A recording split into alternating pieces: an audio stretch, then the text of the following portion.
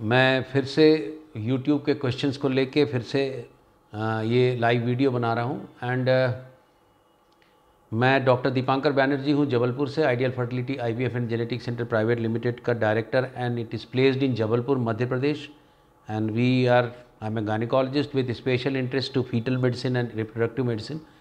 मैं ये जो वीडियो स्टार्ट कर रहा हूँ, देवेंद्र जी को बोलता हूँ please start with the YouTube comment section questions. और मेरी कोशिश ये रहती है कि जितने भी कमेंट सेक्शन से क्वेश्चंस रहें उनका जवाब देने का जहाँ तक हो सके। Please go ahead. Good evening sir. Good evening sir please आप बताइए, आप echogenic intracardiac focus in heart left ventricle 4 chamber के बारे में डिटेल भी बताइए। एनोमली स्कैन में आया है जबकि डबल मार्कर में सब कुछ ठीक था। ये क्वेश्चन जो है ये फीटल मेडिसिन से रिलेटेड है। इकोजेनिक इंट्राकार्डियक फोकस एक सॉफ्ट मार्कर कहलाता है। सॉफ्ट मार्कर का मतलब ये होता है कि जब भी हम अल्ट्रासाउंड करते हैं, ये थोड़ा सा टेक्निकल है, पर जो हम टारगेट स्कैन करते हैं, टारगेट स्कैन हम क्यों करते हैं? टारगेट स्कैन की दो ज़रूरत है। एक, एनाटॉमी देखना। एनाटॉमी मतलब स्ट्रक्चर देखना कि कोई विकृति तो नहीं है, और दूसरा कुछ ऐसे अल्ट्रासाउंड के फीचर जो कि क्रोमोसोमल डिफेक्ट। अब क्रोमोसोमल डिफेक्ट मतलब जेनेटिक डिफेक्ट नहीं बोलना चाहिए, पर क्रोमोसोमल डिफेक्ट भी जेनेटिक है, बट उसका जो उस बच्चे में हो सकता है कि उसी में इस प्रेगनेंसी के दौरान ही हुआ हो, उसके कुछ फीचर्स हमको दिखते हैं जो कि मार्कर्स कहलाते हैं, जेनेटिक मार्कर्स कहलाते हैं। एन्यूप्लॉइडी के, या फिर मेंटल रिटार्डेशन होगा, या कोई डिफेक्ट होगा। हो सकता है एनाटॉमी ठीक हो, पर कुछ ऐसे मार्कर हमको दिखे जिससे हम ये अंदाज़ा लगाएं कि ये हो सकता है कि इसमें डाउन सिंड्रोम का खतरा है या दूसरे कोई सिंड्रोम का खतरा है। तब हम इसमें क्या करते हैं? एमनियोसेंटेसिस करते हैं। एमनियोसेंटेसिस पानी निकाल के, अब जो बच्चा है उसके चारों तरफ जो लिक्विड होता है, उस लिक्विड को हम निकाल के जांच करते हैं। That is called amniocentesis. ये 99% परफेक्ट रिपोर्ट देती है रिगार्डिंग द बेबी। अब प्रॉब्लम ये आता है कि इकोजेनिक इंट्राकार्डियक फोकस जो है, इसमें यदि हमने ये देखा तो अकेला यदि ये है तो डेफिनेटली बहुत ज़्यादा सिग्निफिकेंस नहीं है। प्रॉब्लम कहाँ होती है कि जब भी कोई अल्ट्रासाउंड या टारगेट स्कैन में कोई इस तरह का इन चीज़ों का उल्लेख होता है, तो जो वो पेशेंट है, वो पेशेंट बहुत ज़्यादा टेंशन में आती है कि मेरा बच्चा ठीक होगा कि नहीं। मैं आपको एक चीज़ बड़ा क्लियर बता रहा हूँ कि अभी एक वीडियो और भी बनाया था जिसमें एंटी स्कैन लो रिस्क था, नॉर्मल बोल सकते हैं उसको, डबल मार्कर भी नॉर्मल था।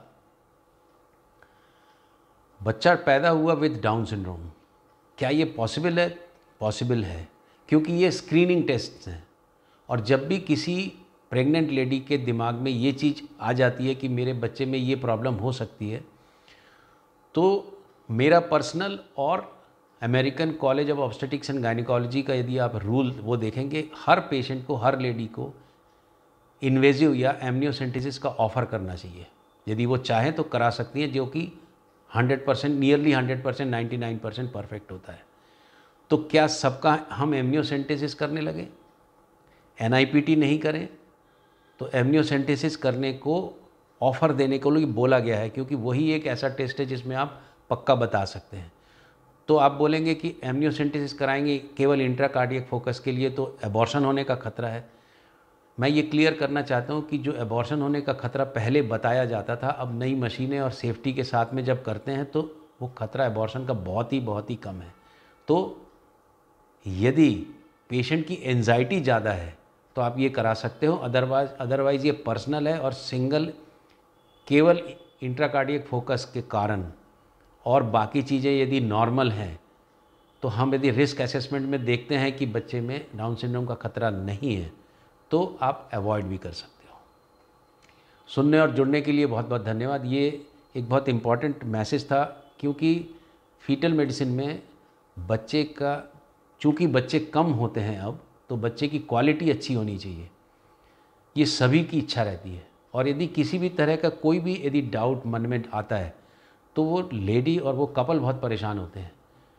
उसको दूर करने के लिए अमेरिकन कॉलेज और मोस्टली जो लेटेस्ट है NIPT उसका आंसर नहीं है, क्योंकि NIPT भी एक स्क्रीनिंग टेस्ट है।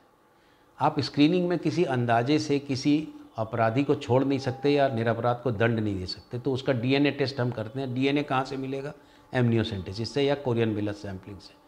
तो ये एक इन्फॉर्मेशन थी।